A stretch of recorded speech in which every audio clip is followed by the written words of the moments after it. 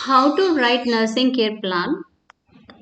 Common जैसे nursing care plan लिखता है बाकी सब्जेक्ट्स में से सेम पैटर्न इसमें भी है, बट बात यह है एंटीनेटल केयर प्लान में क्या क्या लिखना पड़ता है, कुछ चीज आपको पता होना चाहिए। That's why I have made this video for. इस वीडियो में फुल पैटर्न है, ये नर्सिंग केयर प्लान कैसे लिखना पड़ता है। यूजुअली स्टूडेंट्स आके पूछते हैं मैम कौन सा वाला केस लेना है, क्या करना है। So this is the common topics which is listed in INC syllabus पे।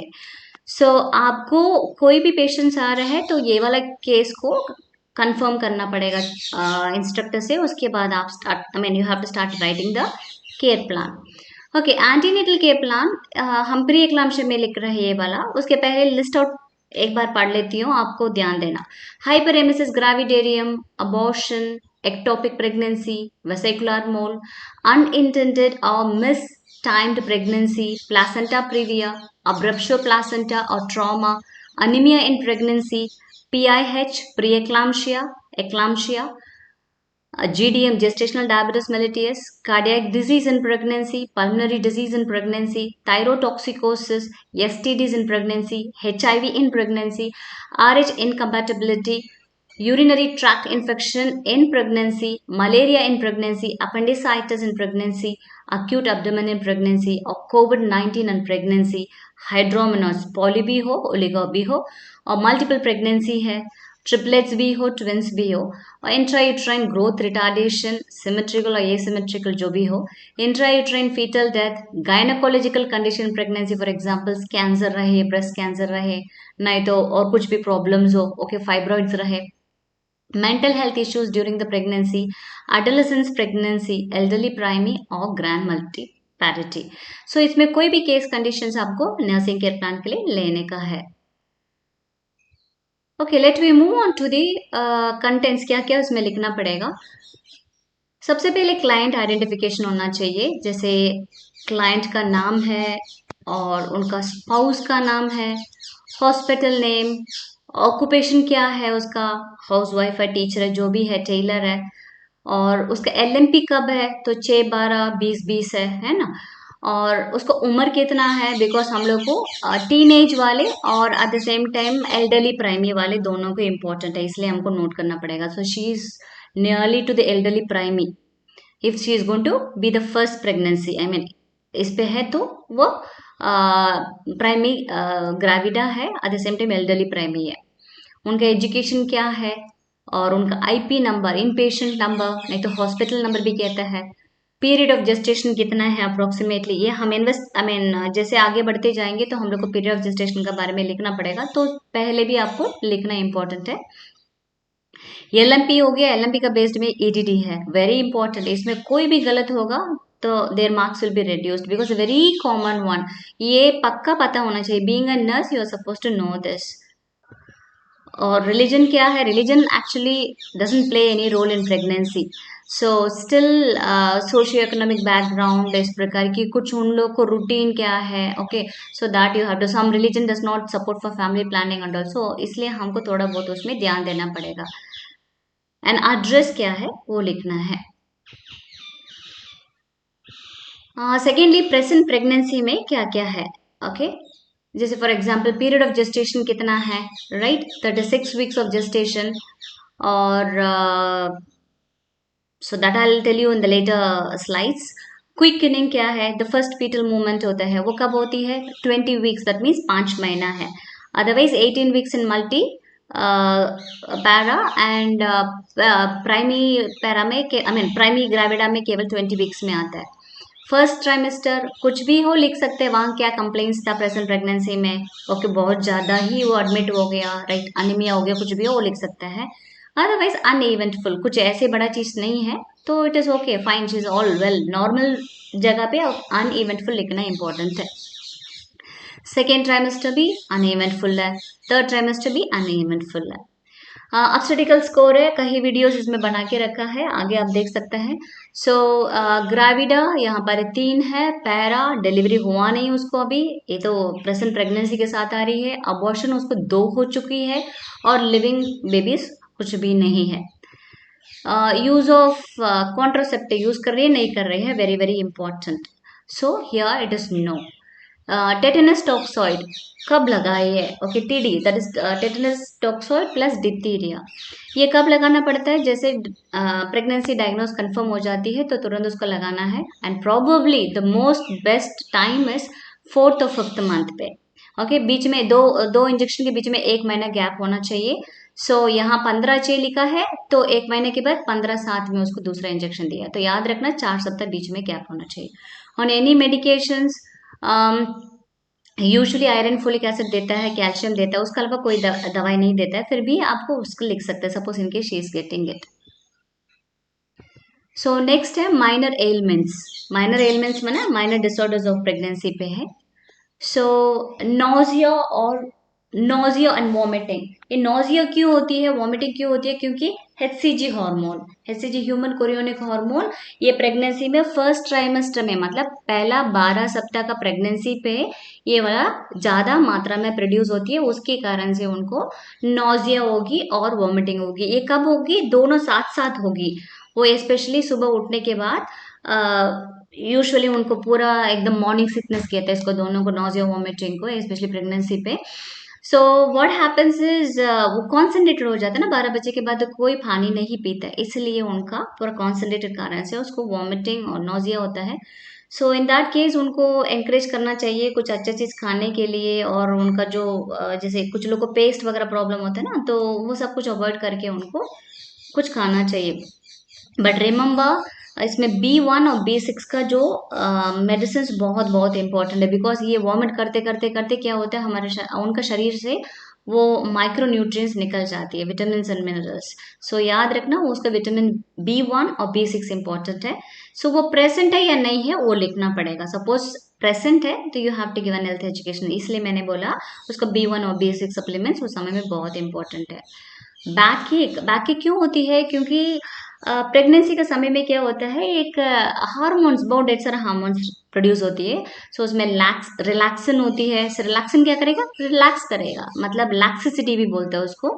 तो जॉइंट्स जो है, दो दो बोन्स के बीच में जो जॉइंट्स होती है वो लूज होने के कारण से वो क्या होता है, she will get a pain उसके ऊपर. ओके, सो वो बैक एक. और दूसरा है वो प्रेगनेंसी के कारण से पेट सामने आती है और पूरा चेस्ट पूरा पीछे जाने के बाद में वो लॉर्डोसिस कहते हैं ना वो पोजीशन को. कभी कभी फॉल्ट पोजीशन में बैठे रहती है तो चलते समय में भी थोड़ा अजीब मतलब अपना पोजीशन में नहीं रहती है. शी गेट्स रियली मतलब थोड़ा बहुत प्रॉब्लमैटिक सोच के वो चलती है ना, तो अल्टीमेटली वो क्या होता है, उनका बैक पेन होता है. सो नथिंग टू डू, उसका रेस्ट लेना चाहिए, पिलोज वगैरह अच्छा एडिक्वेटली सप्लाई करना चाहिए, पोजीशन जहां भी बैठेगा सीधा बैठना चाहिए, है ना. ये सब कुछ उसका सही हो जाएगा. प्रेजेंट एब्सेंट लिखना पड़ेगा. एब्सेंट है तो नो इश्यूज, प्रेजेंट है तो ये हेल्थ एजुकेशन देना है. लेग क्रैम्स एक्चुअली क्या होता है, जो वॉमिटिंग का समय में, नहीं तो प्रेगनेंसी का समय में क्या होता है, कैल्शियम की मात्रा कम हो जाती है, फॉस्फोरस की मात्रा बढ़ जाती है. So imbalance between a calcium and phosphorus. इसलिए क्या होता है, जो मसल्स के बीच में जो कैल्शियम पड़ा होगा आप लोगों ने, मसल्स के लिए कैल्शियम इंपॉर्टेंट होता है, तो उस समय में कैल्शियम दे दिया तो वो जो दबाव होता है ना मसल के ऊपर वो थोड़ा कम हो जाएगा. सो इन बिटवीन आती है. And B1, vitamin B1 is also very beneficial, इसमें 30 mg आपको दे सकता है. कॉन्स्टिपेशन इज मोर कॉमन इस पे प्रेगनेंसी पे. क्यों है? क्योंकि अगेन प्रेगनेंसी का हार्मोन जो होती है लाइक रिलैक्सिन, प्रोजेस्टेरॉन पूरा रिलैक्स कर देता है. जो पेरिस्टाल्टिक मूवमेंट कहते हैं ना, पेरिस्टाल्टिक मूवमेंट होता क्या है, वो जो खाना जो खाता है, the movement of the bubble. Okay, I mean the bowel movement mean समझो जो खाना खाया है वो बाहर आना है ना, तो वो पेरिस्टाल्टिक मूवमेंट कहता है. सो यहाँ पर वो रिलैक्सिंग के कारण से वो क्या होता है, वो उसको स्लो डाउन हो जाता है, तो अल्टीमेटली वो कॉन्स्टिपेशन के कारण से बहुत परेशानी होता है. सो इसलिए वो खाने के बाद थोड़ा से वॉकिंग करना चाहिए, है ना, थोड़ा से हजम हो जाए, और पानी ज़्यादा मात्रा में पीना चाहिए. इस प्रकार की वो प्रेजेंट एब्सेंट उसको लिखना है. एसिडिटी और हार्ट बर्न. एसिडिटी और हार्ट बर्न में क्या होता है, see this is called as hiatus hernia. What is that is, जो एसिडिटी होता है तो उस समय में क्या होगा, पेशेंट कास कास के वो हार्ट के आसपास में रहता है ना, तो वो क्या होगा, डायफ्राम के ऊपर से वो थोड़ा स्टमक का पार्ट उधर बल्ज होके बाहर आ जाएगा, उसको बोलते हैं हाइटिस हर्निया. सो एसिडिटी या हार्ट बर्न माइल्ड रहेगा तो कोई प्रॉब्लम नहीं है, बट लेट प्रेगनेंसी में हो जाएगा, उसका हेल्थ सिंड्रोम होने का चांसेस होता है, that has to be checked out. Epigastric pain कहते हैं उसको। But hiatus hernia is very common. तो इसलिए पेशेंट का जो प्रेगनेंसी का समय, बिकॉज नीचे ग्रेविड यूट्रस है ना, बहुत बच्चे बढ़ते आ रहे हैं, तो वो पुश करेगा ही करेगा, सो अल्टीमेटली उनको चांसेस हाइटिस हर्निया होने के लिए। In order to avoid that, अच्छे से पिल्लो उसको ऊंची थोड़ा सिर को उठाकर अच्छे से उसको रेस्ट लेगा, तो that will B relieved. Varicose veins, what is that?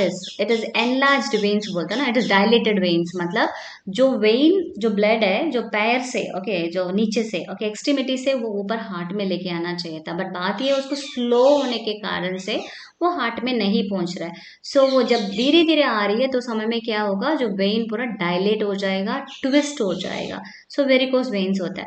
Varicose veins कहाँ कहाँ पाया जाता है? 3 जगह में पाया जाता है। एक तो काफ मसल का ज्यादा ही होता है, पीडल मतलब पैर में ज्यादा होता है, राइट, बिकॉज लॉन्ग स्टैंडिंग है, जो काम करते हैं, स्पेशली नर्सेज भी हॉस्पिटल में जब काम करते हैं तो बहुत देर से खड़ा होता है, तो उस समय में वेन्स में पूरी पूरी लॉन्ग स्टैंडिंग के कारण से वो रुक जाती है, स्टैग्नेंट हो जाता है। So second is बल्वा। बल्वा के आसपास में, मतलब पेरिनियम में, एक्सटर्नल पेरिनियम एरिया में, वहां पर भी होता है। और तीसरा एनस के जगह पे, जैसे हेमरॉइड्स कहता है, that is also a dilated swollen veins कहता है। सो वेरिकोस वेन्स कहाँ है, प्रेजेंट है या नहीं है, वो पूछना पड़ेगा। एंड राउंड लिगामेंट पेन, जो यूट्रस होता है ना, यूट्रस जो एंटी वर्जन कहते हैं, मतलब यूट्रस क्या है, सपोज हम सीधा करेंगे, वो सामने तरह से वो मुड़ा रहेगा। सो प्रेगनेंसी का समय में क्या होता है, वो धीरे धीरे वो सीधा हो जाती है, एकदम आप स्ट्रेट हो जाता है। इन दैट केस क्या होगा, उसका पेन, जो साइड में जो राउंड लिगामेंट यूट्रस को साइड में बांध के रखा है ना, तो वो लिगामेंट्स के ऊपर पेन होने का chance, just only because of the progesterone hormones relax होती है, एट द सेम टाइम उसका पोजिशन के कारण से भी वो पेन होने लगता है। सो वो कहाँ पर होगा, ज्यादा ग्रॉइंस में, मतलब जो पैर और शरीर में जहां पर मोड़ रहा है, ओके, सो थाइस जहां पर जुड़ा है और शरीर के साथ, है ना, दो ग्रॉइंस के, सो वहीं पर उनका पेन ज्यादा होने का चांसेस होता है। टायलिज्म, टायलिज्म में भी जैसे इंक्रीज सलाइवेशंस, कुछ रिसर्च बताया गया है, जिसका स्टार्च, मतलब जो मीठा पसंद है, ज्यादा खा रहे, खाते जा रहे, उन लोग को ज्यादा तरह से इसको आया। इसमें नुकसान भी कुछ नहीं है, बट बात है कार्बोहाइड्रेट कम करने से कई लोगों को ये ठीक हुआ। इंक्रीज्ड सलेवा आने का टाइलिज्म कहता है। सो वो प्रेजेंट है या नहीं है, पूछना पड़ेगा। और सिनकोप और फेंटिंग, मतलब चक्कर आना, वो क्यों आती है? कभी बीपी कम हो गया हो, राइट, नहीं तो बढ़ गया हो, अदरवाइज लाइक हाइपोग्लाइसीमिया, मतलब शुगर कम हो गया, ब्लड शुगर कम हो गया हो, नहीं तो डिहाइड्रेशन हो, सो उसके कारण से सिनकोप है। स्पेशली प्री एक्लाम्शिया केसेस में सिनकोप होने का चांसेस होता है, that is going to be severe, but mild भी हो सकता है ना, क्योंकि वॉमिटिंग कर रहे हैं उस समय में चक्कर होगा, सो प्रेजेंट और एब्सेंट लिखना पड़ेगा। एंकल एडिमा, एडिमा आना ही it is going to be wrong, but बात यह है प्रेगनेंसी में थोड़ा बहुत एडिमा चलेगा, बिकॉज है ना, प्रेगनेंसी के कारण से, जो ग्रेविड यूट्रस के कारण से, द वेन वीनस का जो ब्लड फ्लो कम होने के कारण से पीडल एडिमा होता है, थोड़ा बहुत एंकल एडिमा भी चलेगा, बट ज्यादा हो जाएगा इसका मतलब प्रोटीन्यूरिया होने का चांसेस है, मीन्स एल्बुमिन यूरिन में चला जाती है, इसीलिए वो एडिमा होने का चांसेस है, that has to be ruled out. And pica, craving for unnatural things, मतलब जो भी मर्जी है उसको खा लो, ये खा लो, चुन्ना खा लो, तो मिट्टी खा लो, कुछ लोग क्या कहते हैं, आम खाता है, सो वो क्रेजीनेस है, might be that is because of some hormonal changes, that is not going to harm if you are not going to take something wrong food. Vaginal discharge profuse, profuse मैंने बहुत ज्यादा अधिक मात्रा में होने का चांसेस होता है, so that is normal, so it should not be somewhere abnormal, नहीं होना चाहिए। Carpel tunnel syndrome, carpel tunnel syndrome होता क्या है, दिस इज नथिंग बट जो थर्ड ट्राइमेस्टर में फिजियोलॉजिकल चेंजेस होती है प्रेगनेंसी पे, उसमें क्या होगा, फ्लूइड रिटेंशन होता है। फ्लूइड रिटेंशन का मतलब हमारा बॉडी, उसका प्रेगनेंसी का वुमेन की बॉडी में क्या होगा, वो पानी पूरा रुक जाती है। जब रुकते समय में जो हाथ में, ओके, द थम्स है, इंडेक्स फिंगर है और मिडिल फिंगर है, उसके ऊपर जहां पर हम लोग कहाँ पल्स देखते हैं, रेडियल पल्स देखते हैं ना, सो रेडियल नर्व वहीं पर जब जाते हैं, वो कहाँ कहाँ जाती है, थम्स में जाती है और इंडेक्स फिंगर में जाती है, ultimately it goes to the, wait, I'll give you a pic, see, So this is a thumb and this is a index finger and this is a middle finger. So यहाँ पर जो radial nerve जब जाती है तो यहाँ पर क्या होता है, ये जो रिटेंशन पानी इसके ऊपर ढवा हो जाता है, इसमें क्या होता है, ये तीनों उंगलियां क्या होते हैं, नमनेस, सुन्न हो जाती है, at the same time weak हो जाती है, that is called as a carpal tunnel syndrome. So in this case normally delivery के बाद वो सबसाइड हो जाती है, इसमें कोई प्रॉब्लम्स नहीं होगी. Otherwise sometime they go for decompression, surgical decompression, probably India में तो नहीं होता, वो बाहर जाता है. Okay, otherwise positioning will do, it will subside after 9 months. Suppose vaginal discharge है, it's white discharge है, so that has to be ruled out. Fungal infection mostly white दिखती है, और रेड और येलो है, और येलो और ग्रीनिश भी हो सकता है, so that is trichomonas infection है. Otherwise like chlamydial infection white होगी, trichomonas probably green, light green something होगी. So any other bacterial vaginosis, कोई भी इन्फेक्शन होगा, वेजिनल डिस्चार्ज होगा. So these are the minor elements that has to be asked. So next is a personal history. Duration of married life, मतलब कितना साल हुआ शादी होने के बाद, तुरंत हुआ, लेट हुआ, कितना साल हुआ. कभी कभी किसी किसी को 10 साल होती है, किसी किसी को तुरंत हो जाती है. Okay, that has to be noted. Actually it has to be ruled out, क्योंकि लेट में क्यों प्रेगनेंसी हो रहा है, तो बेबी को कोई प्रॉब्लम भी हो सकता है ना, इसलिए. हैबिट ऑफ स्मोकिंग और अल्कोहल, एक्चुअली जो पान जो खाता है, तंबाकू जो लेता है, स्मोक और ड्रग्स लेता है, इसके ऊपर कहाँ पड़ेगा, बच्चे के ऊपर पड़ेगा. तो बच्चे की वेट कम होता है, फायदा होता है समय में. So low birth weight, again that will be a problem for the parents. Actually वो इन्फेक्शन होने का चांसेस है, वो सब कुछ है, इसलिए हमको उसका पूछना है. Next, allergy.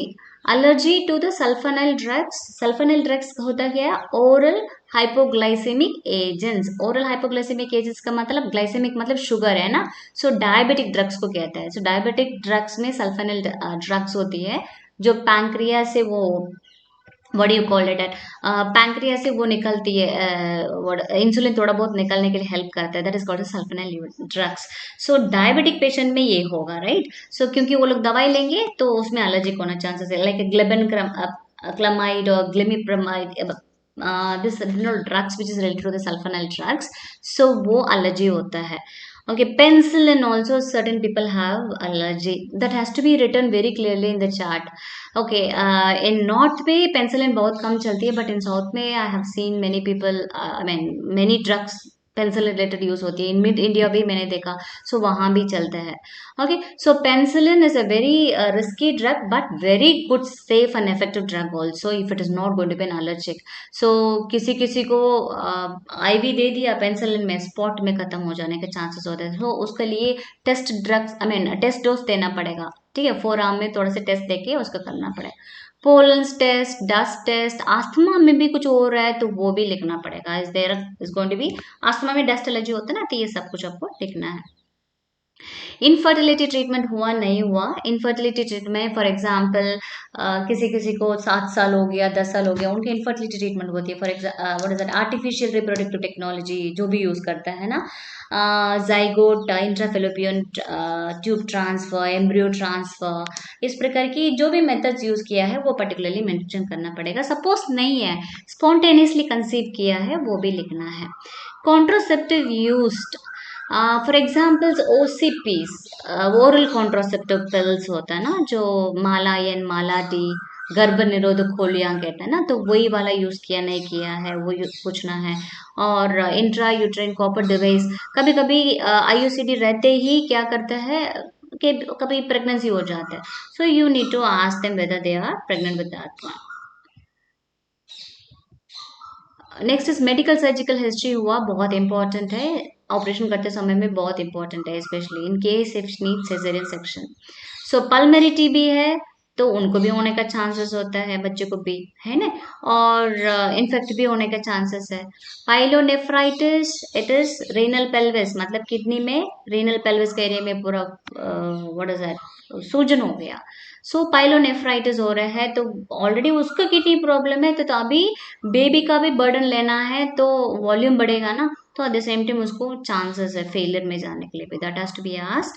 कार्डियक डिजीज उनका है, specially rheumatic heart disease and all, third stage fourth stage में तो seriously they won't opt for pregnancy at all, because already उनको सांस लेने में प्रॉब्लम हो रही है उस समय में.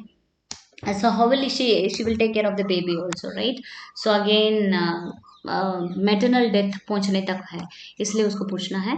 और एपिलेप्सी, पहले से एपिलेप्सी है, so that also has to be ruled out. I knew one of my student, उसके एपिलेप्सी था, फिर शादी हो गया, बच्चे होते समय में भी सिजेरियन सेक्शन से हुआ और 15 मिनट तक उसको कंटिन्यूसली आया करके. I heard it.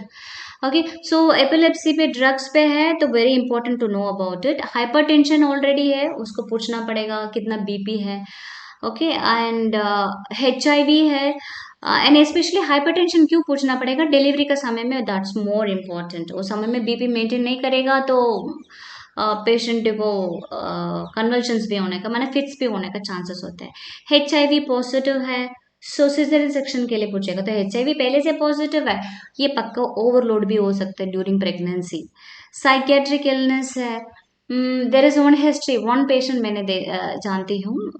सो वो पेशेंट एक्चुअली उसको आई थिंक स्किज़ोफ्रेनिया ओनली. सो उसका 2 बच्चे जिंदा है, बट बाकी 2 बच्चे हैं, वो क्या होता था डिलीवरी का समय में, मतलब लेबर पेन होता था उस समय में, वो खुद अपना पेट को पीती थी and ultimately the baby got expired. This is what the story. It's not a story, it's a real accident. So baby expired हो गया, this only because she was on psychiatric drugs. But still उनके साथ रहा, but वो समय में पता नहीं क्या हो गया उसको. थायराइड डिसऑर्डर्स, सो बेबी को कोई प्रॉब्लम है तो फीटल कंजेनिटल एनोमिटी होने का चांसेस होता है बच्चे में. अगेन बनेगा भी नहीं है, प्रॉब्लम अबनॉर्मल में होने का चांसेस है. So she has to be started on means the drugs, thyroid drugs, eltroxin and all. Viral hepatitis, HbSAg positive और HCV पॉजिटिव. सो ये सब कुछ को प्रिकॉशंस चाहिए. डिलीवरी के समय में ये लोग को नॉर्मली डिलीवरी नहीं कंडक्ट करते. एक तो सिजेरियन है, दूसरा है बेबी को भी हेपेटाइटिस होने का चांसेस होता है, तो इसलिए उसको प्रिकॉशंस पहले से वैक्सीनेशन ये सब कुछ रेडी रखना है, इसलिए पता करना है. स्टीरॉयड ट्रीटमेंट, स्टीरॉयड मोस्टली किस में देता है, कैंसर इम्यूनोसप्रेसिव ड्रग्स इसमें देता है, तो वो भी पूछना है. अनीमिया, हाँ वेरी इंपॉर्टेंट, 10 ग्राम HB होना चाहिए तभी सिजेरियन सेक्शन के लिए जाएगा. सो इन दैट केस प्रेगनेंसी में फर्स्ट ट्रिमेस्टर में अच्छा खासा 12 ग्राम है, फिर बाद में देखा सेकेंड ट्रिमेस्टर में 11 ग्राम हो गया, और थर्ड ट्रिमेस्टर में और कम होना ही है. कहाँ तक, 10 तक मान के चलो, वो तो होना ही है. उसकी कम और हो गया है तो ब्लीडिंग कभी अचानक हो गया पेशेंट को तो ब्लड के लिए बहुत इंपॉर्टेंट पड़ेगा, तो इसलिए उसका एनीमिया बहुत इंपॉर्टेंट पूछने का. मलेरिया, ये एंडेमिक केसेस है, मतलब कुछ ही एरिया में मलेरिया होती है, सभी जगह में नहीं होता है. इन दैट केसेस मलेरिया के लिए भी पूछना पड़ेगा. ये भी लो birth wait babies, congenital anomalies भी होने का चांसेस होता है मलेरिया रहेगा तो.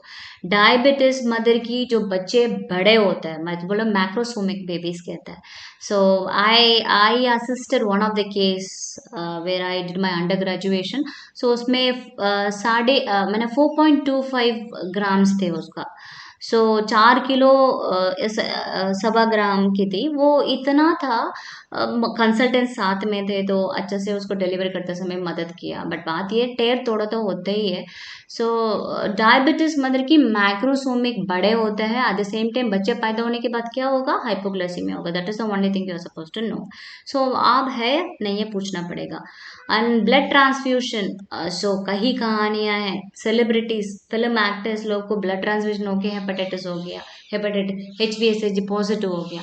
So we have to ask her also whether she had a blood transfusion for previous pregnancy or whatever it is. Any other thing significant है वो लिखना पड़ेगा, नहीं है आप छोड़ दें. सो next is a family history. Family history में क्या पूछना है, ट्विन डिलीवरी हुआ है पर्टिकुलरली एक जगह में, I think some one part of a Kerala, I think, I am not sure. So वहाँ पर इन अफ्रीकन कंट्रीज में कुछ जगह में ट्विंस ही होता है, वहाँ पर ज़्यादातर से multiple pregnancy, no drugs, no artificial reproductive technology and all use, but still it is like वहाँ पर ट्विन डिलीवरीज होते हैं, वो पूछना पड़ेगा. सो जिसको हुआ है तो उनका वो जीन है ना, तो उसकी बेसिस में होने के चांसेस है. Heredity disease, Example, metabolic diseases and all. Okay, minute things, marple diseases like Down syndrome, इस प्रकार का कोई भी what is that, Edward syndrome, that's are heredity diseases, right, and उसी में कोई भी है, कुछ भी है, वो फॉलो करता है ना कहीं, तो वो पूछना पड़ेगा. हाइपरटेंशन, पेरेंट्स को होता है तो बच्चों को भी होता है ना, चांसेस है, तो इसलिए प्रेग्नेंट लेडीज का, मदर का, फादर को, किसी को भी हो, उनको भी चांसेस है. कार्डियक डिजीज भी है, वो लिखना है. It will not going to give you a detail history, but it will support you, that's it. So pregnancy induced hypertension. Okay, PIH means it is a pregnancy induced hypertension. So let me write you pregnancy induced hypertension. Okay, this is hypertension, HDN. Okay, so this has to be asked. Pregnancy की मतलब hypertension है, वो क्या pregnancy से induce हुआ है, माने start हुआ है क्या, वो पूछना है. और GDM, I forgot what you suppose to ask, present और एब्सेंट, प्रेजेंट और एब्सेंट पूछना पड़ेगा. पीएचपी पूछना है. GDM, gestational diabetes mellitus. Gestation, gestation का मतलब क्या होता है, pregnancy. So gestational diabetes mellitus जो होते हैं, ये प्रेगनेंसी में बस होती है, तो प्रेजेंट नहीं है, पूछना पड़ेगा. टीबी है. और हाँ, I have seen, I forgot to tell you, gestational diabetes mellitus में I have seen one case. उस फर्स्ट केस को उसको जीडीएम था और वो नॉर्मल आ गई वापस, मतलब डिलीवरी होने के बाद उसका शुगर लेवल नॉर्मल हो गया. जब सेकेंड टाइम में उसको कंसीव की, सेम अगेन उसको जीडीएम में उसको ये हो गया था, मतलब अगेन जीडीएम हो गया, and then she became a diabetic. So tuberculosis present और एब्सेंट, वो पूछना पड़ेगा. And blood dyscrasia means like sickle cell anaemia, haemophilia, कोई भी प्रॉब्लम है, ब्लड डिसऑर्डर से, सो वो लिखना पड़ेगा. Any other diseases in the family, that has to be asked. So next is menstrual history पे, मेंसेस के बारे में. मेनार कब स्टार्ट हुआ है, 13 से 15 साल होती है, किसी किसी को लेट में भी होता है, जल्दी भी होता है, तो वो लिखना है. अमाउंट नॉर्मली 60 से 80 ml तक होती है. So that has to be asked, how much is going to, she is going to bleed it. Interval is 28 days. Like एक दिन, आई मीन इस बार मेंस्ट्रुअल साइकिल हो गया तो 28 दिन के बाद आते हैं, किसी को 32 दिन का आती है, किसी को एक्स्ट्रा भी होता है 45 दिन का, किसी को 2 महीना. Okay, that interval has to be mention properly. Cycle, वो साइकिल क्या होता है, रेगुलर और इरेगुलर, सेम इंटरवल और वही भी सेम है. सो 28 दिन होता है रेगुलर है, राइट. सो मतलब 28 दिन में आ ही जाते हैं. कभी कभी इस बार 32 दिन में आया, नेक्स्ट टाइम से तो 40 दिन हो गया, तो इरेगुलर साइकिल्स होते हैं, वो पूछना पड़ेगा. And duration is 3 to 5 days. Means किसी को 2 दिन होती है ब्लीडिंग, किसी को 5 दिन होती है. It differs with the people. So any other related problems non significant, वो देखना है. Next is past obstetrical history, child birth की है, ये वाला टेबल बनाना पड़ेगा आपको. Number, year and date, pregnancy, labour events, method of delivery, कौन सा मेथड था, इट इज नॉर्मल डिलीवरी हुआ था, अदरवाइज असिस्टेड वेजिनल डिलीवरी, हमारे एग्जाम्पल इंस्ट्रूमेंटल डिलीवरी हुआ था, अगर सिजेरियन सेक्शन हुआ था. सो यहाँ पर प्रेगनेंसी पूछा गया, लेबर पूछा गया है, लेबर के बाद डिलीवरी पूछा गया, प्यूपेरियम में. लास्ट में बेबी का वेट कितना, सेक्स क्या है, condition of the baby, sorry birth, आपका स्कोर कितना था, ब्रेस्ट फीडिंग कैसे था, इम्यूनाइजेशन क्या था, वो लिस्ट आउट करना. फॉर एग्जाम्पल, ये पेशेंट आया था 2021-11 में आया होगा, अभी नहीं है, ये पुराना हिस्ट्री है. सो 2011 में आया होगा, जनवरी में आई थी, बट बाद प्रेगनेंसी के समय में वो अबॉर्शन हो चुकी है. सो लेबर तो हो गए नहीं, 28 हफ्ते के पहले अबॉर्शन है. सो लेबर तो 28 हफ्ते के बाद होती है ना. मेथड्स ऑफ डिलीवरी क्या है, evacuation done. Okay, suction, evacuation और डायलेटेशन एंड इवैक्यूएशन होता है, जो भी मेथड है, इवैक्यूएशन डन हुआ. प्यूपेरियम अनइवेंटफुल, कुछ भी प्रॉब्लम नहीं हुई. और सेकेंड क्या होगा, सेम 6 महीने के बाद फिर कंसीव हो गए, फिर आई उसका प्रेगनेंसी में फुल एंटीनेटल चेकअप फुल्ली किया, इसलिए क्या लिखा वहां पर, वेल कवर्ड एंटीनेटली. वेल कवर्ड मतलब हो सकता है 4-5 विजिट कंटिन्यूसली की होगी, क्योंकि अबॉर्शन था पहले वाले में, ध्यान दी होगी, इसलिए दूसरा बार कंटिन्यूसली आए. लेबर इवेंट्स अनइवेंटफुल, मतलब कोई भी प्रॉब्लम नहीं हुआ.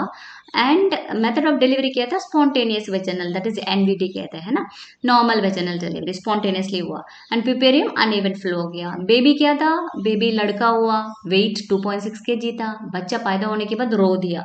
सो यूजुअली दुनिया में एक ही जगह में जो रोता है उसके लिए खुश होना चाहिए, but I mean that is what the baby birth, मतलब बच्चा जब पैदा होती है तभी रोता है। सो तभी बहुत ज्यादा खुश होना चाहिए क्योंकि baby is completely fine.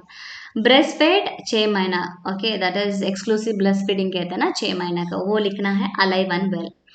And finally 2013 जुलाई पे प्रेगनेंसी फिर हुआ uneventful, labour uneventful, method of delivery uneventful, कुछ भी नहीं लिखा क्योंकि अभी प्रेजेंट प्रेगनेंसी है वो, इसलिए माइट बी हाँ इट इज सेम ऊपर से नीचे, आई एम सॉरी ओके, ऊपर से नीचे प्रेगनेंसी इवेंट्स में do same, labour events it is uneventful, methods of delivery is same, mean spontaneous vaginal delivery. Okay, puparium uneventful and baby is 2.7 kgs and cried at birth and breastfed for 6 months. Both babies fully immunized, alive and well.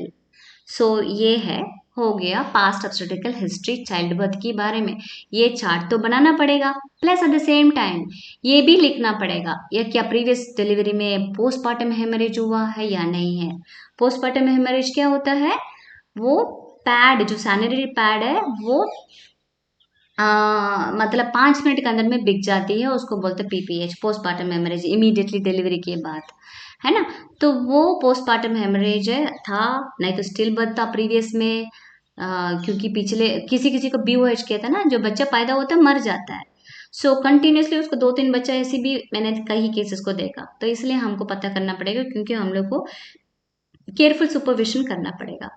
Okay, and neonatal death, neonate का मतलब 28 दिन की जो बच्चे हैं उसमें 7 दिन का अर्ली कहता है और 7 दिन के बाद जो 28 दिन तक उसको लेट कहता है। सो उसमें डेथ कब हुआ क्या है वो लिखना है। प्रीवियस सिजेरियन होगा तो अभी भी होना है। कभी कभी something called as vaginal birth, okay vaginal birth after the caesarean section, after the VABC, okay. So vaginal birth after the caesarean section आजकल ये विदेश में करता है, मीन सिजेरियन सेक्शन प्रीवियसली हुआ है, अब सेकेंड टाइम में वो वेजाइनल डिलीवरी ट्राई कर सकता है, but with careful this thing, because again as usual I tell you, like यहाँ पर टाका है, टाका की जगह में पुलिंग ऑफ ब्लड ज्यादा रहेगा, फट गया तो नॉर्मल कट का जगह में जितना ब्लीडिंग हो रहा है उससे 10 गुना ज्यादा आती है। सो डिलीवरी का समय में कितनी पेन आती है, फट गई तो बहुत ज्यादा ब्लीडिंग होने लगेगा, तो फिर कंट्रोल करना भी मुश्किल होती है। सो दैट इज वाई देखो प्रीवियस सिजेरियन सेक्शन है और दूसरा बस सेकेंड अभी भी सिजेरियन सेक्शन के लिए जाएगा, तो that is why we are suppose to ask that. Miscarriage spontaneous abortion हो गया है तो उसको पूछना है। किसी किसी को BOH भी होता है, okay, BOH mean bad obstetrical history भी होता है, सो वो कहानी है पर्टिकुलरली इंपॉर्टेंट, वो लिखना पड़ेगा। RH इनकम्पैटिबिलिटी, सो RH में माँ को नेगेटिव है, सो माँ का ब्लड नेगेटिव है तभी ये पूछना पड़ेगा, otherwise you don't have to ask at all. Okay, so negative है तो पहले पूछना है, तो पहला बच्चा में आप लोग आपको वो वैक्सीनेशन लगी 2500-3000 की, जो वैक्सीनेशन एंटी-D कहता है उसको, तो वो लगी नहीं लगी पूछना पड़ेगा। ABO इनकम्पैटिबिलिटी, सो माँ का O ग्रुप है, सो इन दैट केस माँ का O ग्रुप है तो उसको पूछना पड़ेगा पहला बच्चे में क्या पीला हुआ क्या है, बस उसमें उतना प्रॉब्लम नहीं होता ABO इनकम्पैटिबिलिटी में जितना RH में होता है। तो stress incontinence repair, okay, for example incontinence माना नॉन स्टॉप, ओके स्टॉप नहीं करते, फॉर एग्जाम्पल हम लोग पोटी करने के लिए जाता है, सो हम लोग का कंट्रोल रहता है, सो लाइक पोटी लगता है तभी जाता है ना, तो यूरिन भी वैसे ही कंट्रोल रहता है तभी हम लोग जाते हैं। यहाँ इनकॉन्टिनेंस, सो क्या होता है कभी कास रहे कभी कुछ हो रहा है, सो उस समय में क्या होगा ऑटोमेटिकली उनका यूरिन पास हो जाती है और पोटी हो जाता है, सो इन दैट केसेस कोई रिपेयर हुआ क्या है वो पूछना पड़ेगा।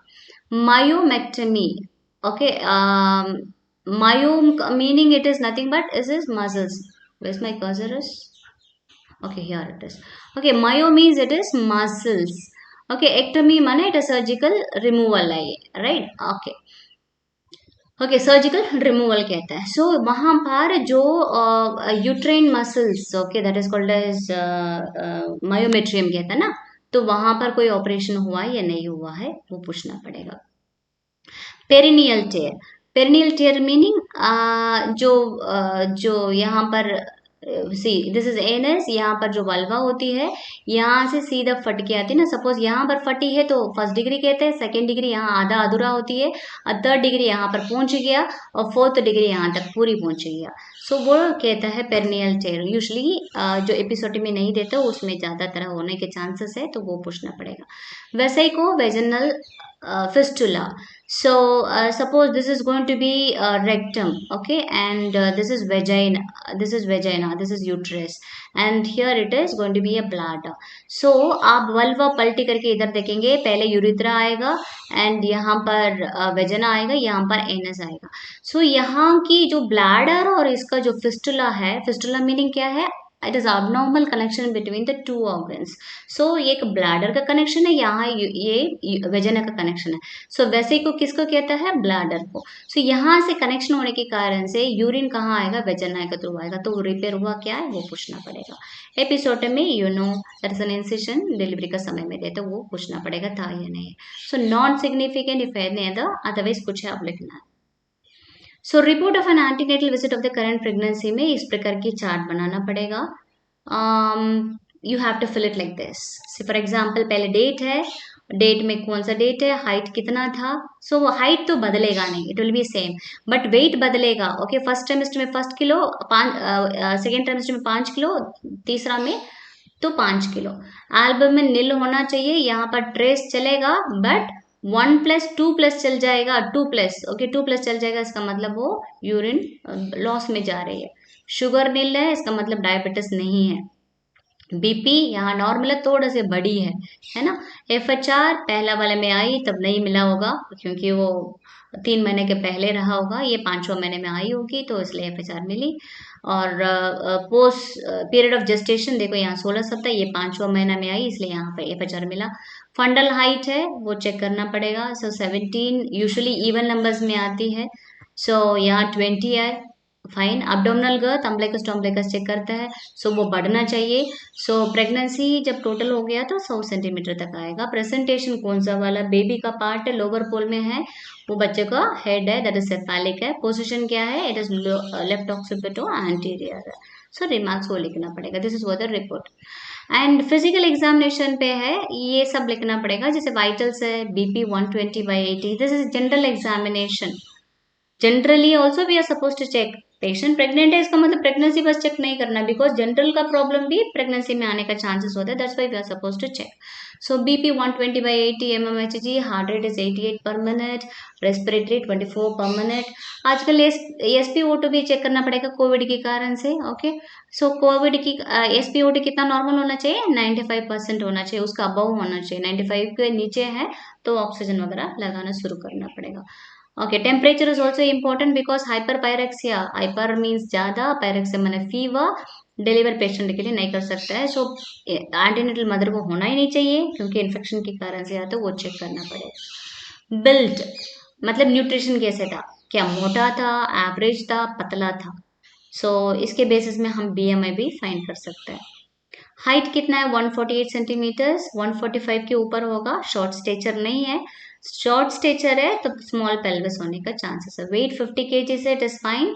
फर्स्ट ट्राइमेस्टर में 1 kg बढ़ेगा, बट सेकेंड ट्राइमेस्टर में 5 एंड थर्ड ट्राइमेस्टर में 5 बढ़ना चाहिए। सो टोटल 11 किलो बढ़ना चाहिए, बट बात है 1 महीना में 2 किलो के ऊपर नहीं होना चाहिए, मतलब सप्ताह में आधा किलो के ऊपर नहीं बढ़ना चाहिए सेकेंड ट्राइमेस्टर से। आंख में क्या चेक करेंगे, पेलार और इक्ट्रिक। पेलार मतलब पेल, जो नीचे जो कंजंक्टिवा होता है, दैट इज पैल्पेब्रल कंजंक्टिवा है, वहीं पर उसको चेक करना पड़ेगा। और इक्ट्रिक पीलिया, जो सफेदी जो स्क्लेरा होती है, वहीं पर चेक करना पड़ेगा आंख में। टंग में क्या चेक करेंगे, अच्छे से मुंह खोल के बोलेंगे तो जीप दिखाई देगा, जीप में लालपन है या नहीं देखना है, दैट इज पेलार। इक्ट्रिक क्या होता है, पीलिया। पीलिया कैसे तरीके, मुंह अच्छे से खोलेगा, जीप के ऊपर के ऑपोजिट पार्ट है जो दांत के पीछे में है, वो थोड़ा से पीला है क्या देखना है। ग्लॉसाइटिस, ग्लॉस का मतलब है इट इज टंग, राइट। अनाइटिस माने इन्फ्लेमेशन होता है, सो वो इन्फ्लेमेशन हुआ या नहीं हुआ देखना है।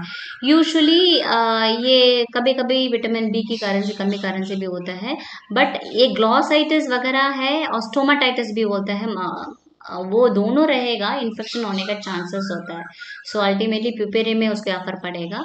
डिहाइड्रेटेड है, डिहाइड्रेट कैसे पता चलेगा, वो टंग में पता चल जाएगा, बहुत सूखा सूखा रहेगी। ओरल थ्रेश मतलब जो जीप में, मतलब टंग में क्या रहेगा, एक मशरूम जैसे सफेदी वाला पूरा पूरा रहेगा, that means it is fungal infection की है। सो माउथ में, हार्ड पैलेट में क्या क्या चेक करेंगे, एक ट्रिक चेक करेंगे, टंग में नहीं चेक कर, टंग में कहाँ चेक करेंगे, ये नीचे के भाग में, जो टंग को जीप ऊपर करो, सो जीप को नीचे देखता है ना, तो वहां पर हम पीलिया चेक करते हैं। बट हार्ड पैलेट में मुंह खोलेंगे तो ऊपर की भाग में पीलिया देख चेक करता है। स्टोमाटाइटिस, स्टोमा का मीनिंग है oral mucous membrane, oral mucosa का कहता है, ठीक है। और आइटिस मतलब इन्फ्लेमेशन है। पेरीडोंटाइटिस, पेरी माना अराउंड, डॉन माना दांत है, आइटिस माना इन्फ्लेमेशन है, पेरी माना अराउंड। सो दांत की जो रूट के आसपास में पूरा सूजा रहेगा, वो भी उसको पोस्टमार्टम का समय में प्रॉब्लम क्रिएट करेगा। Bleeding gums means usually pregnancy में हार्मोन्स के कारण से वहां पर ब्लड सर्कुलेशन अच्छा होती है, सो चांसेस होते हैं, तो वो भी पूछना पड़ेगा, इन्फेक्शन वगैरह नहीं मेंटेन करना। डेंटल कैरीज वो सब पूछना है। नेक में ये देखो लिम्फ नोड एनलार्जमेंट चेक करता है। लिम्फ नोड देखो हाथ कैसे रखा है यहाँ पर, ये देखो लिम्फ का मतलब है इधर इधर लिम्फ रहेगा, लिम्फ का मतलब है वहां पर पूरा WBCs का एक छोटी छोटी गिल्टी नहीं पाया जाएगा। बट बात ये है वो एक सोल्जर का जैसे इकट्ठा होता है ना गैंग में, तो उस प्रकार के वहां WBCs रहता है फाइट करने के लिए, क्योंकि मुंह का द्वारा से यहाँ पर इन्फेक्शन होने का चांसेस होती है, नाक का द्वारा से होने के चांसेस होते हैं, इसलिए WBCs यहाँ रेडी है। सो यहाँ पर इन्फेक्शन इसी के थ्रू कहीं ना हो गया है, तो ये पैल्पेट करने का तरीका देखो, यहाँ चेक करो, यहाँ चेक करो, प्री ऑरिकुलर कहता है, यहाँ देखो स्टर्नोक्लिडोर मसल का यहाँ पर भी चेक कर। सो यहाँ पर क्या पाया जाएगा, लिम्फ नोड एनलार्जमेंट, तो पैल्पेट करके देखेंगे गिल्टियां पता चल जाएगी। सो वो चेक करना पड़ेगा। और जुगुला वेन डिस्टेंशन है, सो ये जो एक जुगुलार वेन, यहाँ पर क्या होता है, कार्डियक मदर है तो वो तकलीफ हो रहा है उसको, तो वेन पूरा डायलेटेड दिखाई देगा, एकदम नस तिक्त बोलते हैं ना, तो वो पूरा दिखाई देगा, that is a jugular vein distension है, इसका मतलब उसको हार्ट एक प्रॉब्लम है दिखाई देगा। यूजुअली नॉर्मली प्रेगनेंसी में नहीं दिखाई देना चाहिए। Thyroid enlargement it is common, 50% woman में ये कॉमन है। ये एक्चुअली क्या है, जो TSH है ना, थायराइड जो सेक्रेट करता है, थायराइड स्टिमुलेटिंग हार्मोन, ये क्या करेगा, HCG की बराबर थोड़ा से एनालॉग बोलता है, मतलब इसका रिसेम्बलेंस सेम रहेगा। तो HCG क्या होता है, ह्यूमन कोरियोनिक गोनाडोट्रोफिन, कब सेक्रेट होती है, फर्स्ट ट्राइमेस्टर में। सब ज्यादा अधिक मात्रा में ये बढ़ेगी, eight the same time TSH भी बढ़ेगी, तो अल्टीमेटली वो पेशेंट को थायराइड एनलार्जमेंट होने का चांसेस है। हार्ट, हार्ट में no murmur at all, okay. So lungs में क्या चेक करेंगे, वीजिंग और क्रैकल्स, वीजिंग मतलब विसल का साउंड, प्रेशर कैपेसिटी देती है ना उस प्रकार की विजिल है, क्रैकल साउंड मतलब बलून दोनों फुटा है, उस प्रकार के ऑसल्टेट करेंगे देखेंगे दिखाई देगा। लिवर और स्प्लीन नो टेंडरनेस और एनलार्जमेंट। सो पेशेंट को सीधा लेटने के बाद लिवर का पूरा पैल्पेट करके देखना पड़ेगा। लिवर कहाँ पर मिलेगा, राइट साइड में मिलेगा, ओके। जिपिस्टनम की जो राइट साइड में जो रिब्स खत्म होती है, रिब्स के नीचे में पैल्पेट करके देखेंगे वहां पर, okay, you will get a liver. So I'll show you here, this is going to be the right side, ये पेशेंट है। सो यहाँ पर आपको ये देखो जिप स्टर्नम है, यहाँ पर आपको लिवर दिखाई देगा, तो यहाँ पर आपको पैल्पेट थोड़ा ही दिखाई देगा, so you have to palpate and see. And spleen opposite side में यहाँ पर लगा के देखना, सूजे है तो पता चलेगा, एनलार्जमेंट दिखाई देगा। एब्डोमेन में epigastric pain, epigastric pain again this is going to be this is xiphisternum. So epigastric pain में this is what the upper part, this is umbilicus, umbilicus के ऊपर ये है, ओके, ये है, यहाँ पर आपको एपिगैस्ट्रिक पेन दिखाई देगा। सो this is usually HELLP syndrome होती है, उसमें नहीं होना चाहिए। पेरिनियम में चेक करना पड़ेगा, vulvitis, vulva means external genitalia, itis means inflammation, foul odour discharge हो रहा है वो देखना है। ब्लैडर में क्या चेक करेगा, इट इज डिस्टेंडेड है, ये कैसे पता चलेगा ब्लैडर है, सपोज ये सिम्फाइसिस प्यूबिस है, ये एब्डोमेन ऐसे ही रहेगा, okay. So what happens is यहाँ पर थोड़ा बलून का जैसे उठा वाला होगा, ये हड्डी है, so that will be the distended, छुएंगे तो दर्द होगा, that is called as a tenderness. So anus है, हेमोरॉइड्स होगा, हेमोरॉइड्स क्या है, it is swollen veins, okay. इसी के कारण से क्या होगा, जब हार्ट पॉटी हो रही है तो उस समय में वो वेन फट जाएगी, ब्लीडिंग होने लगेगी। एस्ट्रीमिटिस में क्या चेक करना है, it is again oedema check करना पड़ेगा, पूरा सूजा है या नहीं है। और वेरिकोस चेक करना है, वेरिकोस में ज़्यादा ही डायलेटेड है तो पेशेंट को बोलना पड़ेगा पैर को ऊंची करके बैठो, ज़्यादा लॉन्ग स्टैंडिंग में मत रहो, ठीक है, आराम से बैठो, पैर को बराबर रखो, इट इज़ नॉट लाइक पैर टांग के रखना है ना। स्टॉकिंग्स भी आपको लेग का पहनने वाला जो स्टॉकिंग्स होती है उसको भी पहन सकते हैं, है ना। और अदर देन दैट द स्क्लीरोथेरेपी, मैंने मतलब स्क्लीरोथेरेपी मतलब एक इंजेक्शन देके उसका पूरा वो वेन को पूरा गायब करवा देगा, मतलब वो सूख जाएगी वैसे ही, श्रिंक हो जाएगा और वो नया रूप लेके जाएगा, ठीक है। और एक और भी है फ्लेबेक्टमी के, दैट इज एम्बुलेटरी। एम्बुलेटरी मतलब ओपीडी में बेसिस में, एम्बुलेशन का मतलब है पेशेंट चल के जाएगा ओपीडी और वहां पर उसको छोटा छोटा इंसिशन लगाएगा, उसके बाद सीधा उठाएगा, काट के वो निकाल देगा। So that is what the process is, that and all will be abnormal, but normally ये सबसाइड हो जाती है डिलीवरी के बाद। So let we talk about the obstacle examination. Patient का दो चीज देखना पड़ेगा, एक एब्डोमेन चेक करना पड़ेगा, एक वल्वा चेक करना पड़ेगा। एब्डोमेन में क्या चेक करेंगे, इंसिशनल स्कार है या क्या देखना पड़ेगा। और या बिफोर दैट इंसिशन मतलब ऑपरेशन हुई नहीं हुई तो स्कार तो दिखाई देगा, स्किन इन्फेक्शन है क्या देखना है, हर्निया मतलब थोड़ा सा गिल्टी थोड़ा बड़ा हुआ है क्या। हर्निया तो हार्ड नहीं होता है, गिल्टी गिल्टी है ऐसे हार्ड होती है पत्थर का जैसे, बट हर्निया क्या होता है, थोड़ा से वो मसल लूज के कारण से वो बाहर आ गया होगा। सो नॉर्मली फ्लैट होना चाहिए एब्डोमेन, तो एक जगह में बस बलून का जैसे फुले होंगे उसको हर्निया कहता है। और एडिमा सूजा है क्या देखना है। अब्डोमिनल साइज है डिस्टेंडेड मतलब जा बहुत ही ज्यादा है, नहीं तो नॉर्मल है वो देखना है। ओबिसिटी मोटापा है देखना पड़ेगा। और शेप में क्या चेक करना पड़ेगा, लॉन्ग है, ब्रॉड है, ओवर्ड है देखना पड़ेगा। सॉसर लाइक डिप्रेशन, सॉसर का मतलब है देखो फॉर एग्जांपल नॉर्मली बेबी का जो है ये जो देखो सिर्फ ऑक्सीपुट है वो ऊपर की तरह से दिखाई देगा, बट यहाँ पर ऑक्सीपुट माँ की जो सेक्रल प्रोमोन्ट्री के साइड मतलब पीछे के साइड दिखाई दे रहा है, इसका मतलब ऑक्सीपुटो पोस्टीरियर पोजीशन पे अम्बलिकस के नीचे में थोड़ा से सॉस, सॉसर का मतलब जो चाय पीते हैं ना, तो वो सॉसर उस प्रकार के यहाँ पर दिखाई देगा। सो दैट इज है क्या देखना पड़ेगा। हर्निएट है, हर्निएट का मतलब ये नॉर्मल जो आ रही है यहाँ से थोड़ा सा उठा वाला भाग होंगे, दिस इज हर्निएशन इज, वो चेक करना है। और counter wall of the abdomen है वो चेक करना पड़ेगा। मीन्स लाइक फंडल नॉचिंग माने कर्व, नॉचिंग का meaning it is a curve, okay. Convex का मतलब this is a concave and this is a convex, C this is a convex shape, right, this is a convex shape. Flattened anterior wall मतलब ये नहीं है इधर टेढ़ा इधर टेढ़ा, it's like up and down नहीं है ना, फ्लैटेंड एंटीरियर वॉल होना चाहिए।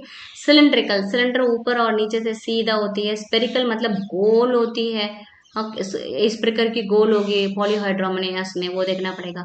पेंडुलस का मतलब ढीला डाला जो पेट होते बोलते हैं ना, तो वो समय में, सो वो समय में क्या होगा, लाइटनिंग का समय में होता है। लाइटनिंग कब होती है, 38 वीक्स ऑफ प्रेगनेंसी में, जो प्राइमरी मदर के लिए वो नीचे हेड आती है उसी को बोलता है लाइटनिंग।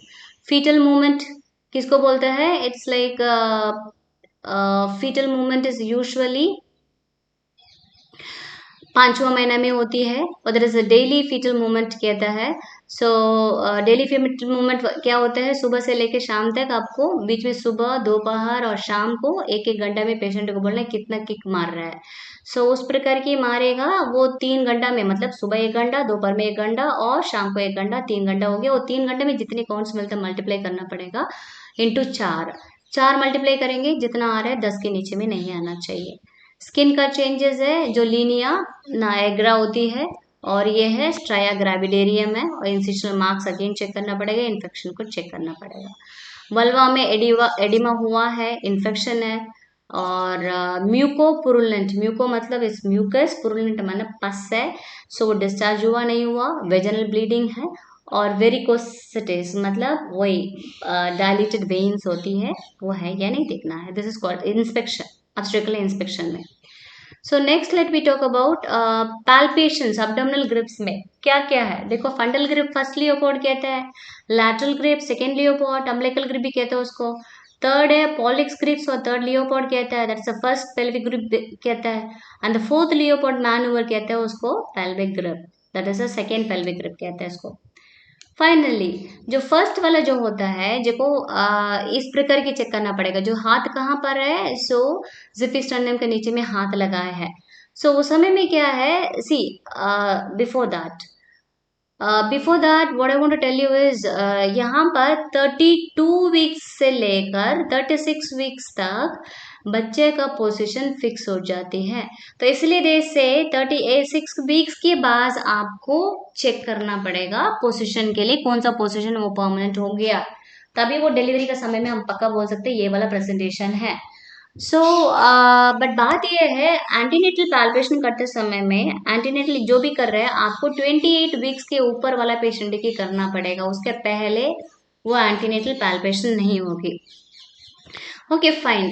सो यहाँ पर की बात है, हेड की बात है, हेड कैसे पता चलेगा? सो यहाँ पर हाथ लगाया, सेम थिंग यहाँ पर हाथ लगा के देखेंगे तो क्या मिलेगी आपको?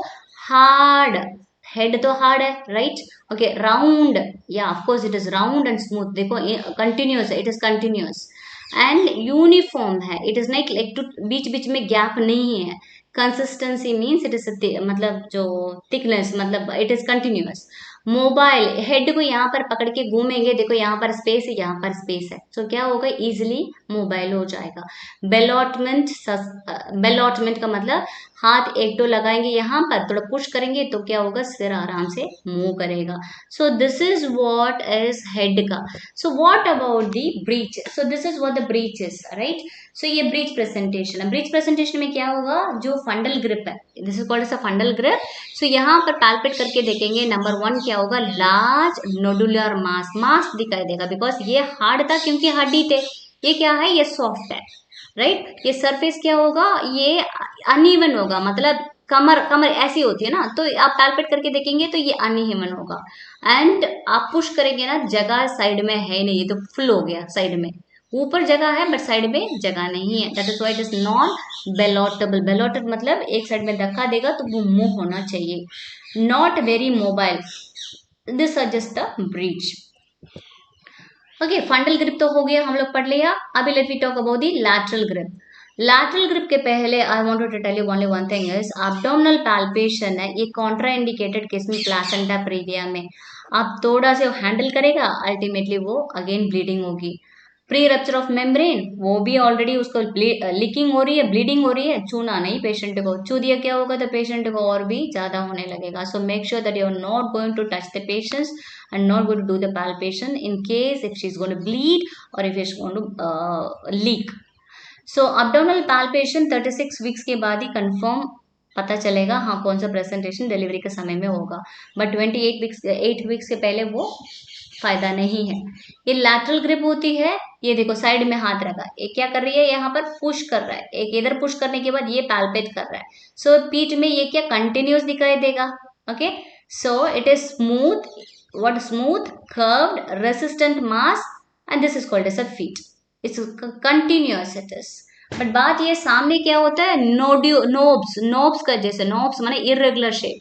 सो आपको कंटिन्यूसली ये नहीं पता चले कि this resembles it is a foetal limbs है, वो भी that is going to be the opposite side पे।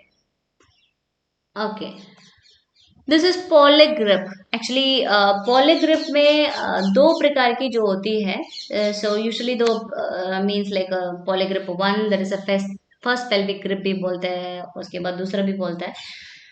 नॉर्मली जो पेल्विक ग्रिप में क्या चेक करता है? लोअर यूट्राइन सेगमेंट में चेक करता है।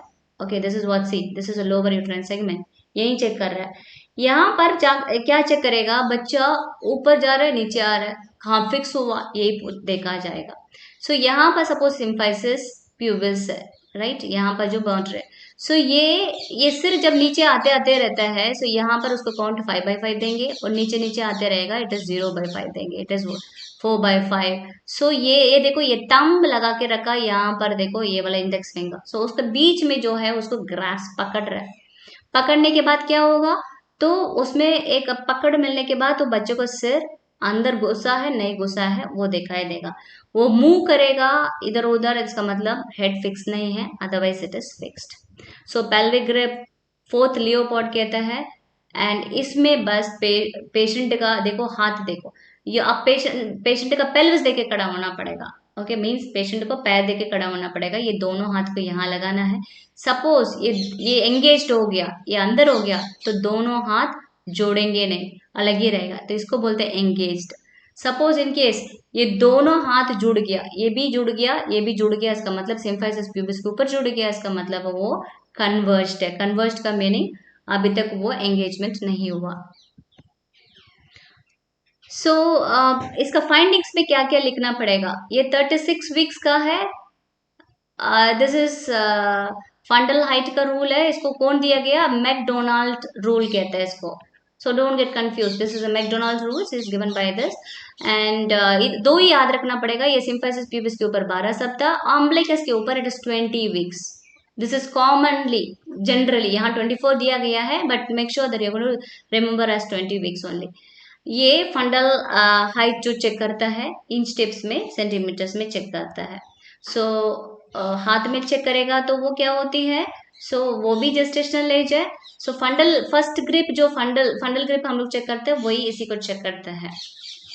abdominal girth ये 100 सेंटीमीटर दिखाई देगा। लाई होती है, this is going to be the longitudinal lie. Lie means what? जो मेटर्नल पर आई मीन जो स्पाइन और बेबी का यूट्रस की मेटर्नल यूट्रस की जो पोजीशन है और इसका जो पोजीशन है वो सेम किस साइड में है? वो लॉन्गिट्यूडिनल होती है। यहाँ पर देखो इनका स्पाइन और यूट्रस का कैसे पोजीशन में हो रही है, तो टेढ़ा हुआ, that is it is also same only, but thing is यहाँ पर जो गैप मिल रही है, and this is called as oblique lie, and again here it is going to be the transverse. And flexed और डीफ्लेक्स्ड का meaning क्या होता है?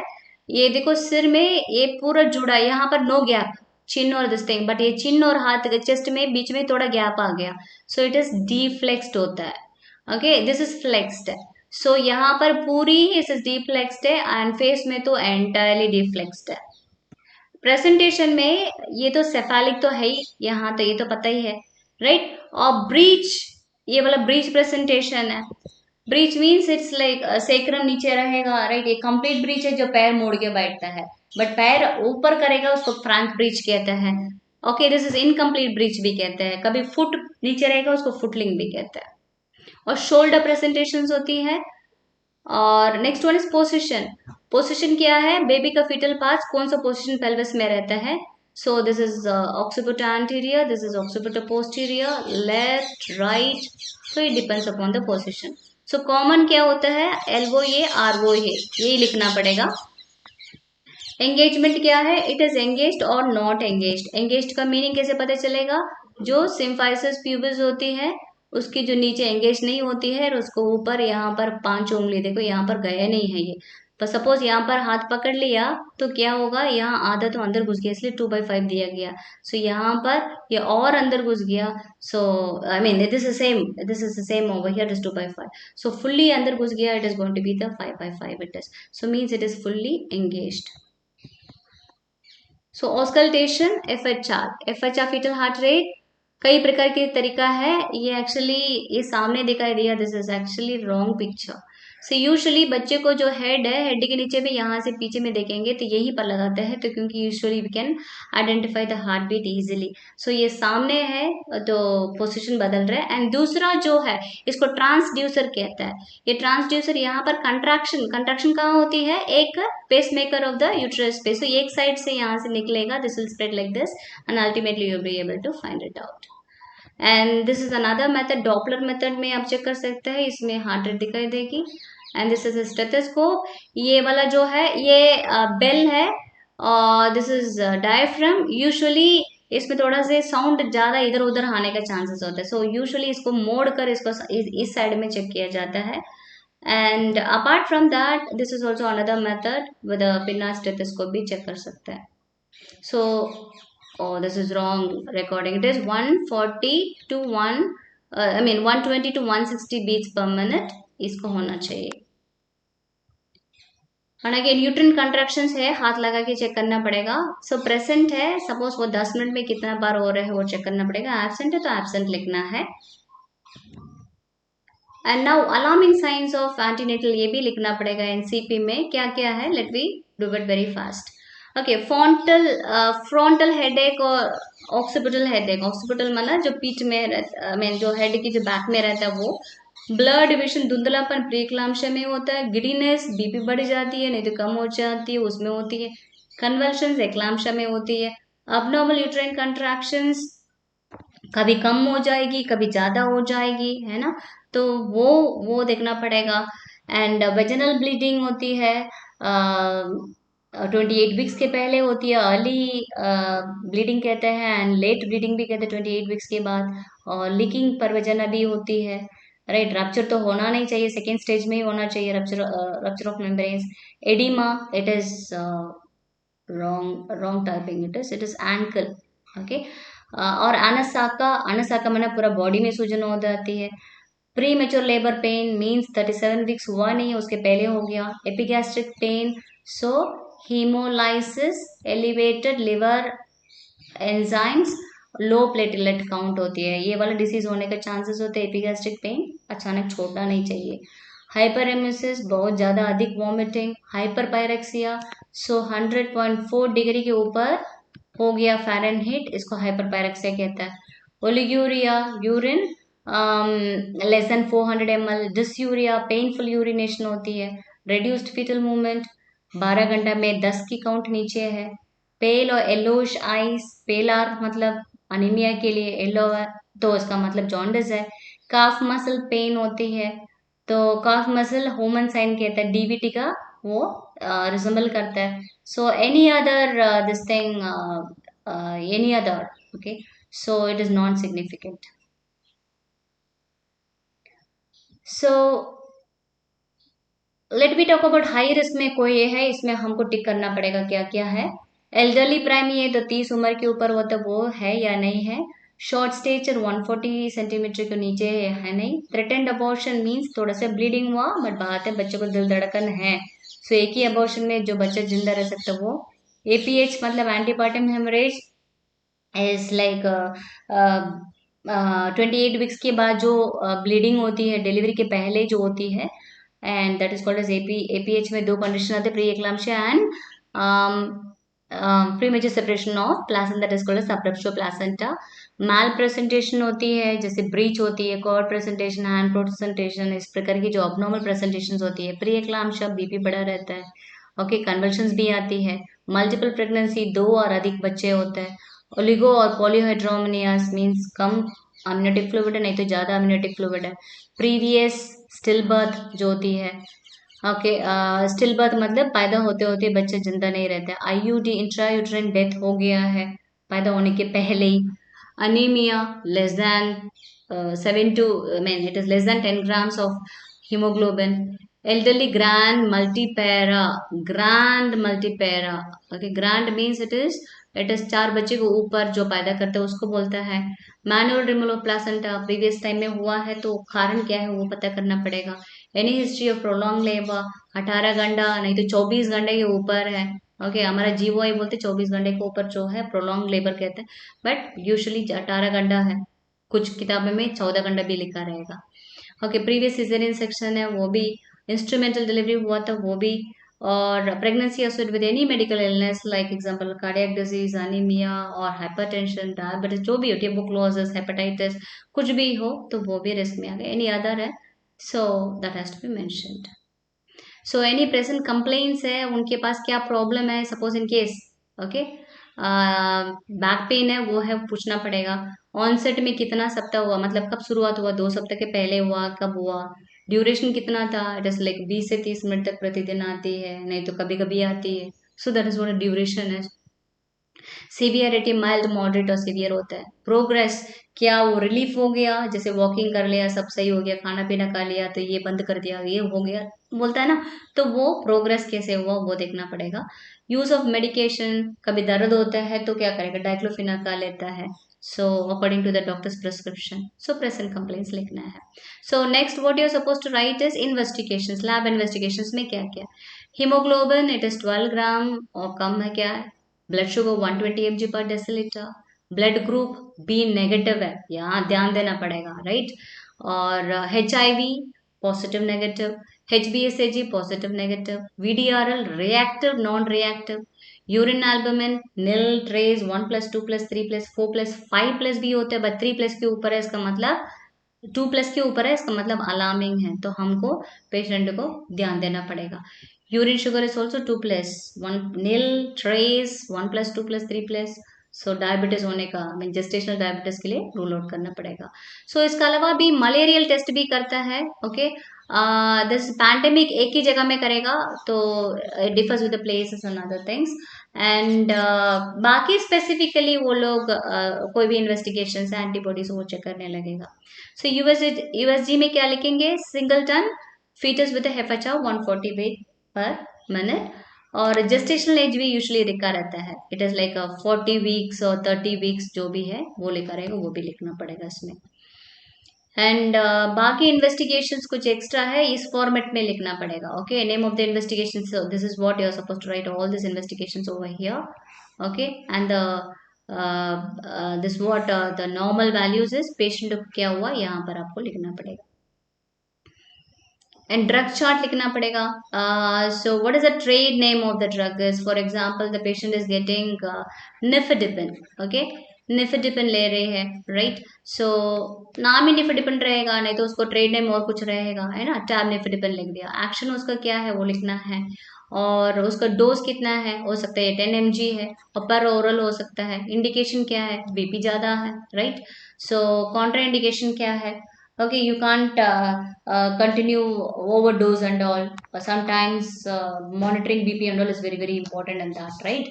so वही है यहाँ पर, नर्सिंग रिस्पॉन्सिबिलिटी में वो आ जाएगा, बीपी मॉनिटरिंग करना पड़ेगा continuously before giving the medicine.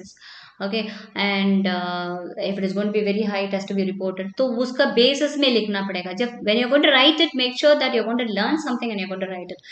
Simply name से के लिए लिखने से कोई फायदा नहीं मिलेगा।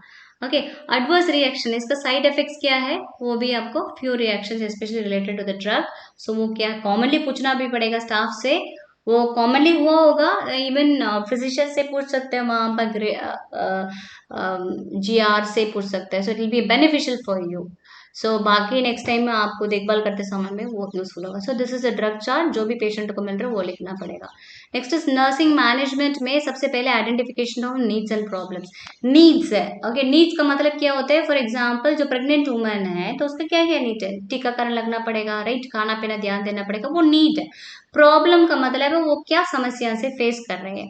सो मैं नीट नहीं लिखा इसमें, प्रॉब्लम्स बस लिखा। देखो सबसे पहले उसको सिंकोप हो रहा है, मींस प्रीएक्लाम्सिया पेशेंट है, बीपी बढ़ गया, उसको चक्कर आ रही है। एडिमा, पैर में सूजन है, उसको मैंने देखा, और एग्जॉस्टेड थी ऑफ फीलिंग वेरी वीक और समथिंग लाइक दैट, बट उनका बच्चा मूवमेंट भी उसको कम पता चल रहा है, तो ये मैंने आइडेंटिफाई कर लिया। बट ये तरीका नहीं है लिखने का, इसको इसको आपको कैसे लिखना पड़ेगा, इसको रीअरेंज करना पड़ेगा, बिकॉज कौन सा फर्स्ट आती है। एज ए नर्स तुम कैसे देखभाल करेंगे, सबसे पहले सिनकोप है उसको, राइट, फेंटिंग इंपॉर्टेंट है, बीपी को देखने के बाद ज्यादा लग रही है, उसको कम करवाने का क्या क्या तरीका है, फिजिशियन से रिपोर्ट करना पड़ेगा, बीपी है तो दवाई देना पड़ेगा, है ना। सभी मैग्नीशियम सल्फेट थेरेपी भी देना पड़ेगा, इनकेस मैग्नीशियम मतलब पेशेंट कन्वल्शन में पहुंच जाएगा तो क्या करेगा, तो it depends upon the standing order also. अभी सेकेंड वाला इंपॉर्टेंट है, क्योंकि बीपी बहुत इंपॉर्टेंट है, क्योंकि झटका आने लगेगा। सेकेंड उसका फीटल मूवमेंट्स नहीं मिल रहा, वो पता करने पड़ेगा क्या है, क्या कारण नहीं है। उसके बाद वो एग्जॉस्टेड है, थोड़ा फ्लूइड चला ले, जो भी हो according to the physician's direction. And the last one is oedema है, तो उसको पिलो लगा के उसको पैर उठाना पड़े। So this is what you are suppose to identify the problem, patient की क्या प्रॉब्लम है वो आइडेंटिफाई करके लिस्ट डाउन करना पड़ेगा, उसको रीअरेंज करना पड़ेगा। अननेसेसरली ये करके मत लेके आना। So you do it for a patient, एक पेशेंट ले लो, सीख लो, और उसके बाद उसको लिखने से you will be able to learn. So practically तुम्हारे फ्यूचर में कभी चांसेस है तो you will be able to manage. So priority wise nursing diagnosis for pre eclampsia में क्या क्या है, these are the listed ones. So आप गूगल भी ढूंढेंगे वो पेशेंट का जो भी nursing diagnosis related to this disease, so वो आपको मिल जाएगा, बहुत डेट सारे हैं, आपको गूगल बाबा हेल्प कर लेगा। सो प्री एक्लाम्पशिया में डिफिशिएंट फ्लूइड वॉल्यूम है, क्योंकि उसको फ्लूइड नहीं है, एडिमा में पहुंच जा रहा है, उसके शरीर में फ्लूइड बहुत कम है। डिक्रीज कार्डियक आउटपुट, हार्ट के ऊपर बहुत असर पड़ रहा है। ऑल्टर टिश्यू परफ्यूशन, ओके, उसमें मीन्स माँ के फ्लूइड नहीं है तो बच्चों को कैसे जाएगा, placental route, utero placental, right. Risk for the maternal injury, क्योंकि बीपी बढ़ गया, झटकाने लगेगा तो इंजुरी तो होना ही है। Risk for the imbalanced nutrition less than the body requirement, yes of course, ये बहुत ही कम, कुछ का ही नहीं है प्री एक्लाम्पशिया में। ये एक्चुअली खाने में कोई प्रॉब्लम नहीं होता है, कैल्शियम खाने से भी ठीक होता है बोलता है। So no idea how further research is well done, but it has been said, it is advised by the government of India that calcium is also very beneficial for the preeclampsia. So deficient knowledge, हर एक तो जो भी है, जो even health profession में रहता है उसको भी डिफिशिएंट नॉलेज रहता है. सो हर एक द डिफिशिएंट नॉलेज है that has to be listed down. So priority wise list down कर लिया. फाइनली आपको नर्सिंग केयर प्लान लिखना पड़ेगा. This is a format. So on going assessment में सब्जेक्टिव डेटा क्या करना पड़ेगा. सब्जेक्टिव पेशेंट जो बोलता है she said that she has syncope. Objective data तुम क्या देख रहे हो. Her BP is 160/100 mmHg. Nursing diagnosis, goals, planned interventions में 3 भाग उसका डिवाइड करना पड़ेगा. एक plan, rationale, implementation, unexpected outcome. So ये नर्सिंग केयर प्लान मिनिमम आपको 3 तो लिखना पड़ेगा. Okay, then only you will be scored. And apart from that, this is a common diagnosis. You can put it on your paper. Otherwise, इसको screenshot ले लो, जैसे भी अब रख लो, तुम्हारा मोबाइल भर जाएगा. So you can have a look at this one. इसको वीडियो को बार बार प्ले करके देखेंगे तो you'll be able to understand. So इसमें कुछ कुछ नर्सिंग डायग्नोसिस है. एंटीनेटल मदर का जो नीड्स है, अक्यूट पेन कब आएगा, स्पेशली लेबर टाइम में आएगा, राइट. फ्लूइड वॉल्यूम एक्सेस कब होती है, कभी आईवी फ्लूइड्स चल रही है, वो समय में होने का चांसेस है. एक्टिविटी इंटॉलरेंस, बिकॉज प्रेगनेंसी के कारण से कुछ काम ही नहीं कर पाएगी, अपना पैर को नहीं छू पाएगी, है ना. रिस्क फॉर एंग्जाइटी, ये नॉर्मल होगा, अबनॉर्मल होगा, कैसे होगा, ऑपरेशन होगा. एंग्जाइटी, डिस्टर्ब स्लीप पैटर्न, सो ही नहीं पाएगी. Only lateral position only will do. Supine position में उसको सिनकोपी आना पड़ेगा, बिकॉज सुपाइन पोजीशन में क्या होता है, सुपाइन हाइपोटेंशन होता है. ओके, अगेन उसको बीपी कम होने का चांसेस होता है हाइपोटेंशन पे. Okay, this is because what, patient सीधा लेटे रहेगी तो जो वेन है उसमें पूरा ये बेबी ग्रेविड यूट्रस के कारण से उसको प्रेशर पड़ गया, तो इसलिए उसको वीनस फ्लो कम हो जाएगी, बीपी कम होने का चांसेस. सो स्लीप पैटर्न बहुत प्रॉब्लम होते हैं. कॉन्स्टिपेशन, अगेन वो पॉटी करने में भी बहुत मुश्किल होता है, और गैस फॉर्म बनेगा, that is will be another problem for her. Ineffective individual coping, कर नहीं पा रही है 9 महीना तक, 1 दिन 2 दिन तो ठीक है, बट देखो 9 महीने तक कैरी करना it is not possible, right. So deficient knowledge, बच्चों को कैसे पैदा करना पड़ेगा, कहाँ जाना है, घर कहाँ से पकड़ना, क्या है मतलब कोई हेल्प करने के लिए, ये this is a common diagnosis that you can use it. But don't फालतू लिखना नहीं है. तुम्हारे पेशेंट से पास फाइंड आउट करो क्या डायग्नोसिस है क्या नहीं है. And ultimately the health education is important. Health education बिना से नहीं आना. सो यूजुअली जो कि नर्सिंग केयर प्लान है, मिनिमम 3 दिन तक उसको लिखना पड़ेगा. मतलब 3 नर्सिंग केयर प्लान है, इसका मतलब वो 3 दिन की है. सो आपको इसमें 5 पॉइंट्स दिया गया है, नो प्रॉब्लम. आपको सेम डेट में आपको 2 दे सकता है. सो मेडिकेशन में कौन सा दवाई ले रही है, उसका IFA कैसे करना पड़ेगा. ये खाएगा तो कैल्शियम नहीं खाओ, ये दोनों अलग अलग टाइम में खाओ. ये खाना खाने के बाद खाओ, ये सोने के पहले खाओ. इसके साथ दूध वगैरह नहीं खाना है, इसके साथ विटामिन C खाना है. हाइजीन, नाखून काटो, नहा लो, गर्मी हो ठंडा हो अच्छे से नहाने के लिए बोलना, कपड़ा धोने के लिए बोलना वॉशिंग मशीन में डाल के, नहीं जैसे भी हो. डाइट, आयरन रिच डाइट बोलो उसको, राइट. Calcium diet.